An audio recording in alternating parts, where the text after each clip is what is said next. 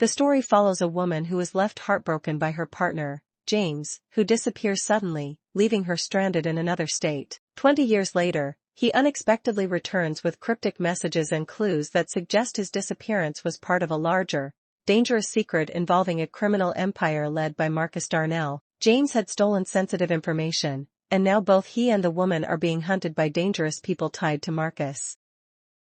I was only 22 when I followed James to Texas. He said we'd start a new life there, fresh air, new jobs, no past mistakes. I believed him. After all, he was my whole world. We met in college in North Carolina. He had charm, big dreams, and that deep voice that made promises sound like forever. I gave up everything, my job, my apartment, even my mother's Sunday dinners, for love. At first, Texas felt like a new chapter. We rented a small place outside Houston. He worked at a car dealership. I got a job waitressing. Life wasn't perfect, but it was ours. Then one Friday night, James said he was going to visit his cousin in Dallas for the weekend. I didn't think much of it. He packed light, kissed me on the forehead, and drove off. That was the last time I saw him for 20 years. He ghosted me. His number was disconnected. His social media? Wiped. I searched everywhere, called hospitals, checked morgues, but deep down, I knew, he wasn't lost. He'd left me, alone, stranded in a state I barely knew. I found out 6 months later, from one of his old friends, that he had run off with another woman. Not just any woman, his ex-fiancée, the same one who broke his heart before he met me. They moved to Florida, got married, and lived like nothing had ever happened. I was crushed, devastated, but I had to survive. So I did. I built a life. Slowly, painfully. I opened a small bakery. I made friends. I stopped crying every night. I learned how to laugh again. Still, part of me, deep down, kept that scar hidden under the smiles. Then last winter, 2 days before Christmas, I heard the jingle of the bakery door. I looked up, and there he was, James, older, gray streaks in his beard, eyes tired like he hadn't slept in years. "Hey," he said, like we were just old friends. I froze. The sugar bag in my hand slipped, powder exploding everywhere like snow. I know I messed up," he said, voice shaking. "She left me, took everything. I lost the house. I got no one. I thought maybe." I wanted to scream. I wanted to cry. I wanted to throw a tray of cupcakes at him, but instead, I whispered, "Why now?" He looked at me with those same eyes, but they weren't the same. Something was broken inside. "I never stopped thinking about you," he said. "You were the only real thing I ever had." That's when the door opened again, and someone else walked in. The bell above the bakery door chimed again. I turned my head, heart still pounding from James's return, but the sight of the next person made my breath hitch. It was Caleb, my business partner, my best friend, my maybe something more. The one who'd been there through every breakdown, every birthday, every step I took to put the pieces of myself back together. He stopped when he saw James standing in front of me, his jaw tightening like steel. "Oh," Caleb said, his voice low. "Didn't know we were having guests." James took a step back. "Who's he?" I opened my mouth but didn't answer. Too many emotions were clawing at me. Rage, confusion, pain, guilt, curiosity. Caleb walked over and gently placed a box of fresh cranberries on the counter. "We've got a catering order for the church. You still good for that?" James looked between us, eyes narrowing. "You moved on?" I laughed bitterly. "What did you expect? That I'd keep your side of the bed warm for 20 years? He looked hurt, but I didn't care. "Not anymore. You left me," I said, louder now, like the words had waited 20 years to rise. "No note, no goodbye, nothing." I cried on floors you never saw. I worked night shifts to pay rent. I learned how to breathe again without you. I didn't know how to say goodbye," he whispered. "No," Caleb cut in sharply, "you just knew how to run." James looked down. "I made a mistake." Caleb stepped forward. "No, you made a choice." The silence was thick. Only the hum of the bakery fridge filled the space. I felt the weight of both men's eyes. One from my past, one from my present. My heart stood in the middle. James's voice cracked. "I've lost everything. I thought if I came back, maybe you could forgive me." Forgive? I couldn't even decide if I hated him or pitied him more. Then James pulled something from his pocket. A crumpled photo. Of me, young, smiling, from our early days in Texas. "I carried this with me all these years," he said. "And when I slept in my car." I stared at the photo, then at him. His hands trembled. "You don't get to show up and expect to be the hero," I said, my voice sharp now. "You were the storm. I was the one left in the rain." And then Caleb's phone rang. He stepped aside to take the call, but something in his voice changed as he spoke. When he returned, his face had gone pale. "What is it?" I asked. He hesitated, then looked at both of us and said, "You both need to hear this." Caleb's eyes flicked between us, his mouth a tight line. He gripped his phone like it might explode. "What is it?" I asked again, sharper this time. The bakery suddenly felt cold. He looked at me. "That was Detective Ruiz." I blinked. "Detective? From the precinct?" Caleb nodded slowly. "She said she's been trying to reach you. Something about your name coming up in an old missing persons case." I frowned. "Missing person?" James stiffened. Then it hit me. "Oh my God," I whispered. "Me." Back then, when James vanished and I stopped showing up back home, my mother, my friends, they didn't know where I went. I'd cut everyone off, ashamed, broken, trying to survive. My mom had filed a report, but I never followed up. I didn't want to be found back then. I wanted to disappear, just like James did. Caleb continued. "They were closing old cold cases. Your file popped up. They just want confirmation that you're alive." "Of course I'm alive," I said, laughing nervously. "That was 20 years ago." "Yeah," Caleb said slowly, "but that's not all." James looked down at the floor. "What else?" I asked. "They ran a background check when they reopened the file. Something flagged under James's name. Financial fraud, identity tampering. 2 states are looking for him." I snapped my head toward James. "Is that true?" He didn't answer. He just rubbed the back of his neck and sighed. "I was trying to get out," he said. "She had debts. She used my name to open accounts." I panicked. I ran again. "I thought if I came back to you, I could start over." "You came back to hide," I said quietly. He didn't deny it. I stared at the man I once loved. He wasn't just a heartbreaker. He was running from more than just his past. He was a ghost with hands full of dust and secrets. Caleb stepped between us. "I think you need to go, James." James opened his mouth, but Caleb was firm. "She's not your shelter. Not anymore." James looked at me one last time, and I saw something there. Regret? Fear? Desperation? He turned and walked out of the bakery, the bell ringing behind him like the last breath of a long-dead song. I stood there, frozen. Then, without warning, a flood of memories crashed over me. All the years I fought to stay afloat. All the nights I blamed myself. All the dreams I buried. Caleb came close, gently touched my arm. "You okay?" I shook my head. "I don't know." And then something strange happened. I looked at the counter where James had dropped the photo. But it wasn't just the photo anymore. There was a key. A small, old-looking key, taped to the back of the photo. I picked it up. "What the hell is this?" Caleb asked. I looked at him, my pulse racing. "I don't know," I said, "but I think he just opened another door." I turned the key over in my hand. It was cold, worn, with a faint number engraved on the base, 319. Caleb leaned in, eyes narrowed. "That's not just any key. That looks like a storage unit key." My stomach flipped. "You think he left something for me?" Caleb looked at the photo again. "Maybe, or maybe it's bait." We both stared at each other, unsure whether to feel afraid or curious. The next morning, I drove out to the edge of town where all the old storage units sat like rusting metal tombs under the rising sun. Caleb insisted on coming, and I didn't argue. Something in my gut twisted every time I looked at that key. The place was quiet, too quiet. A tired old man behind the glass window barely looked up when I gave him the number. "Unit 319, I said. He scanned a logbook, then scratched his beard. "Been empty for years. Wait. Rented under the name J. Carter. Paid up front. 20 years ago. No one's touched it since." J. Carter. James's fake name from his Florida life. He handed me a clipboard. "You're listed on the emergency contact." Weird, right?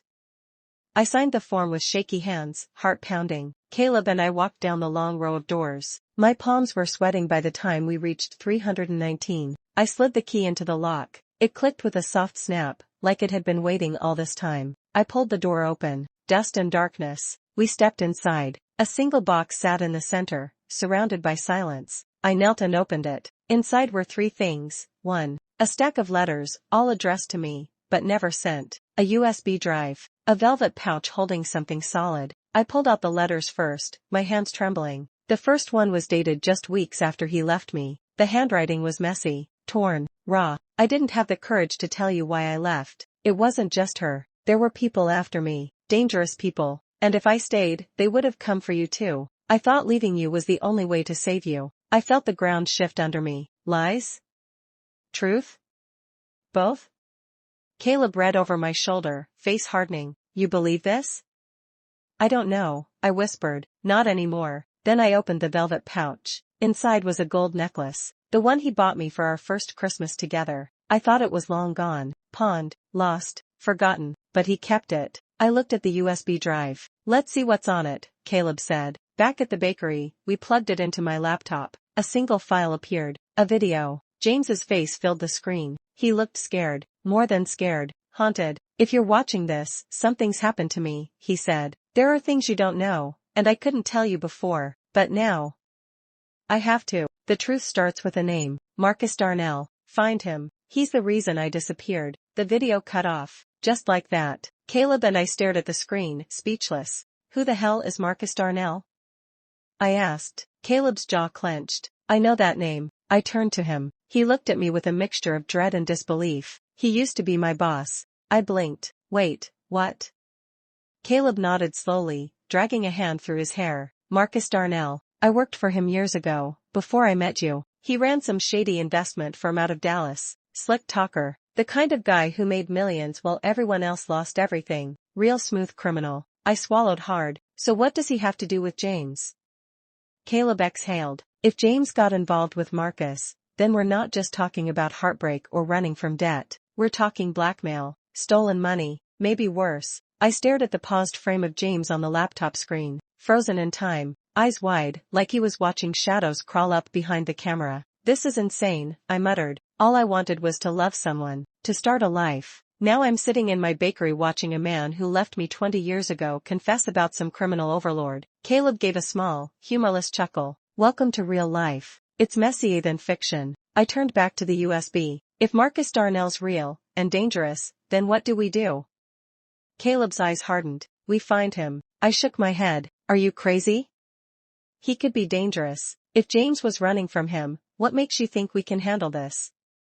Because he's already in our orbit, Caleb said grimly. You think it's a coincidence that James came back now? After all these years?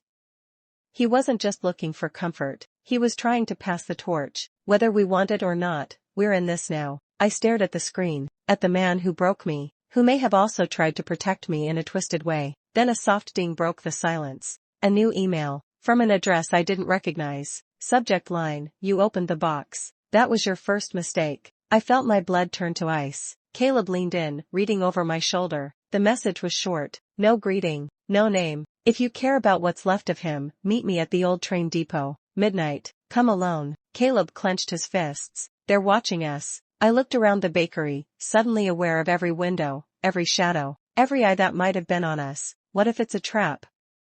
I whispered. He met my eyes, serious. Then we sprang it first.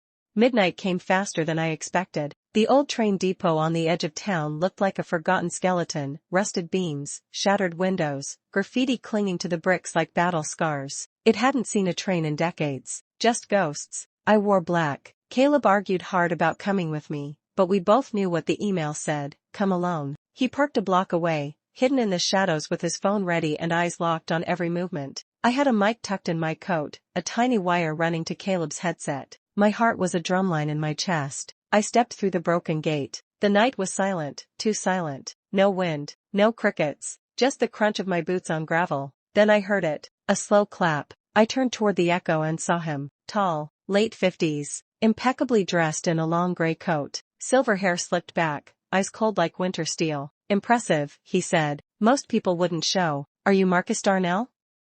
I asked, voice steady but coiled tight. He smirked. I am. And you must be the one James couldn't shut up about. I didn't respond. I didn't flinch. Markus circled me slowly, like a lion deciding whether to pounce. You opened the box. You saw the video. That means James told you about me, told you lies. He said you were the reason he disappeared, that you're dangerous. He chuckled. Dangerous? Only to people who betray me. I took a breath. What do you want? He stopped in front of me. I want what James stole from me. A flash drive. Not the one you watched. The other one. The one with files that can bury me. I don't have it. You will, he said calmly. James gave you the key, didn't he? You think he didn't leave more breadcrumbs? He always loved his little treasure hunts. My hands curled into fists. Why not go after him yourself? He leaned in, his voice a whisper soaked in venom. Because I already did. I froze. What does that mean? I asked, but he was already walking away. He turned once at the shadows. Tick-tock, sweetheart. If you ever want to see him again, find that drive. You have 72 hours. Then he disappeared into the dark. Caleb rushed in seconds later, breathless. I caught it all. We have him on tape. But I wasn't listening. All I could hear were Markus's last words echoing in my head. If you ever want to see him again. Which meant James was still alive, and now I had to decide if I was going to save the man who once left me for dead. I couldn't sleep that night. I sat on the floor of my apartment, the bakery apron still crumpled in my lap, the necklace James left me cold against my skin. My mind kept spinning, Markus's threat, the look in his eyes, and the words I couldn't erase. If you ever want to see him again. Caleb sat across from me, watching me carefully, like I might break into a million pieces again. But I wasn't the same woman James left 20 years ago. I don't know if I want to save him, I whispered. Caleb didn't flinch. You don't have to decide that now. You just have to stay alive long enough to figure it out. I looked up at him. You said you used to work for Markus. Did he ever talk about this drive? Caleb nodded slowly. He was obsessed with leverage. Had files on politicians, judges, CEOs, blackmail material. Rumors said he kept them off-grid, hidden. He never trusted the cloud. So James stole it? Or maybe he found it by accident. Either way, he became a liability. I stood and grabbed my coat. If we're going to find that drive, we need to go back to the beginning. Caleb raised an eyebrow. What do you mean? Texas, I said. The first place he ran. The first time he disappeared. Maybe that's where he started hiding things. Caleb sighed, already reaching for his keys. Road trip it is. We drove through the night. The Texas skyline rose like a memory I hadn't asked for. Familiar roads, forgotten pain. The small town outside Houston where James and I first lived hadn't changed much, except maybe I had. And I saw everything now with eyes that had been through fire. We found the old apartment complex. The faded sign read Crescent Pines. It looked smaller now. Ghosts tend to shrink when you face them. The manager was new, young, and barely looked up from her phone when I told her I used to live in Unit 3B. Been empty for years, she said. That one's cursed. People move in, move out, fast. Weird vibes, you know? She handed over the key after I flashed my old ID and gave her some story about forgotten jewelry. Thank God for dusty records and lazy landlords. The inside was worse than I remembered. Dust layered the air. The kitchen light flickered. But something felt off. Caleb started tapping on the walls, testing for hollows. I moved to the closet, small, narrow, but something was scratched into the back panel. A small symbol, a carving, a crescent moon. James's old tattoo. I pressed against it. The panel gave way with a click. A small metal box was hidden inside. Inside the box?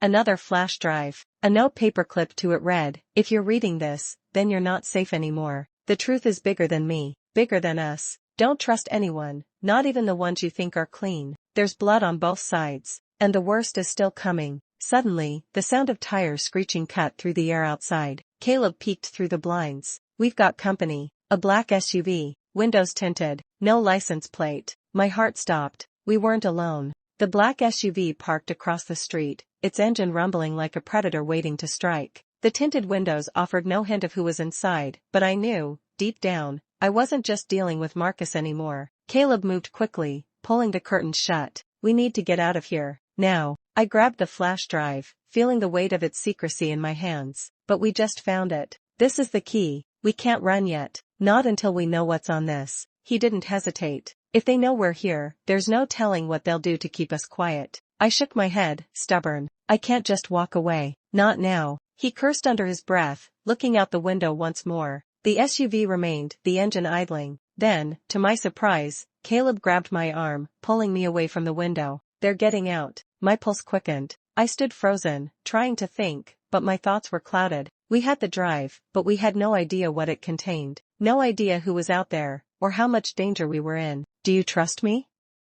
Caleb asked, his voice low but steady. Without thinking, I nodded. Then follow my lead, he said, and stay close. He grabbed the box and shoved it into my bag. We're not sticking around for a chat. We'll take the back exit, and then, we'll figure out where to go next. We moved quickly but quietly, Caleb leading the way through the back door of the apartment, down a narrow alley behind the building. The cool night air hit my face, but my heart was too full of adrenaline to feel it. We crept toward the parking lot, Caleb glancing over his shoulder every few seconds. I could hear footsteps, voices. Someone was walking behind us. I thought we were in the clear. Then, the sound of a gunshot rang out. A bullet lodged into the brick wall above our heads. I gasped, spinning toward the source. A man, tall, muscular, in a black suit. He was staring straight at me. I couldn't move. "Don't run," the man said, his voice deep, commanding. "You'll make it worse for yourself." Caleb didn't waste any time. He grabbed my hand, yanking me forward, pushing me to run. We didn't stop. We sprinted down the alley, past dumpsters, over cracked pavement, until we finally reached Caleb's car. He shoved the key into the ignition, but before the engine could turn over, I saw it. The SUV was parked at the end of the alley.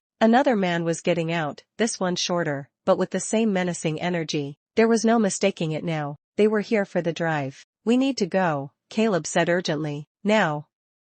The engine roared to life. Caleb slammed the pedal, and we sped off, tires screeching on the asphalt. I turned to look behind us, but the black SUV wasn't following. Not yet. Caleb was quiet, his face taut with concentration. His knuckles gripped the wheel so tightly I thought he might snap it in half. "I don't think they're just after the drive," he said after a beat. I raised an eyebrow. "What do you mean?"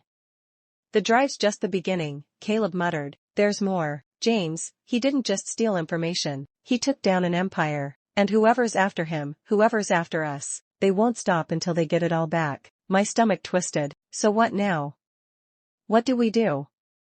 He didn't answer right away, his eyes scanning the dark road ahead. Finally, he spoke, his voice low and grim. "We go to the source. We need to find Markus Parnell. Now." We drove through the night, both of us silent, each wrapped in our own thoughts, the weight of the drive heavier than anything else. There was no turning back. The road stretched ahead, an endless line of uncertainty. I wasn't just trying to find James anymore. I was trying to survive. By dawn, we were closing in on Dallas, Markus Parnell's last known address. Caleb was right. The flash drive wasn't just a stolen piece of information. It was the beginning of a larger war. James had triggered something. I could feel it in my bones. This was bigger than love, bigger than betrayal. It was about power, corruption, and the fight to control it all. We parked at a rundown motel on the outskirts of town. The place felt deserted. Caleb immediately started scouting, checking the area like he was preparing for an ambush. I sat in the car, staring at the flash drive. It was the key, but to what? I couldn't wait any longer. I grabbed it from my bag and plugged it into Caleb's laptop. The screen flickered, and then, files began to load. But it wasn't just documents. It was a series of encrypted video files. The first video was a meeting, a clandestine exchange in a dark room. Markus Parnell, younger, looking more like the businessman he once was, stood with several other men in suits. They were all shaking hands, but there was an air of tension, something unspoken hanging in the air. Then the next video played, and my heart sank. James. He was sitting in a chair, shackled, bruised. His eyes were wild, but there was a calm, terrifying clarity to him as he spoke. "I didn't do this for money," he said, voice hoarse. "I did it because you're all corrupt. You're killing people, destroying lives, and I'm not going to let you get away with it. You want to shut me down? Fine, but the world will see who you really are." I could hardly breathe. The videos continued, showing James's slow descent into being a whistleblower. He'd uncovered more than just financial fraud. It was worse than that. Parnell's empire was built on blood, drug trafficking, murder, and illegal arms deals. James had known too much, and now I knew too much. I closed my eyes, absorbing it all. Caleb slammed his fist on the dashboard. "This is it. This is why they're after you." I nodded, trembling. "They'll never stop, will they?" "No, but we will." And that's when we heard the knock. It was loud, sharp, followed by a voice, familiar and terrifying. "Open the door, or we'll make you." Markus Parnell's voice. I stood frozen, unable to move. I had to make a choice. I could run. I could hide. But the truth was, I didn't want to hide anymore. Caleb's voice broke through the haze of panic. "I'll cover you. You get the car ready. We're not backing down." I grabbed my bag and the drive, my hand shaking as I reached for the door. As I stepped outside, I saw them. Markus, a few of his men, and behind them, a familiar face. James. My heart stopped. He was standing there, alive, but broken. He looked at me, his eyes full of regret and pain. "Run," he whispered, but it was too late. The battle wasn't just about survival. It was about redemption. And in that moment, I realized something. Sometimes, the only way to fight back is to face the monsters head-on. As Caleb rushed forward, I turned and ran, not away from them, but towards something. A future that, even if uncertain, was mine to claim. The last thing I heard was Markus's voice, a low growl in the distance. You think you can escape me? You're wrong. And with that, I was gone.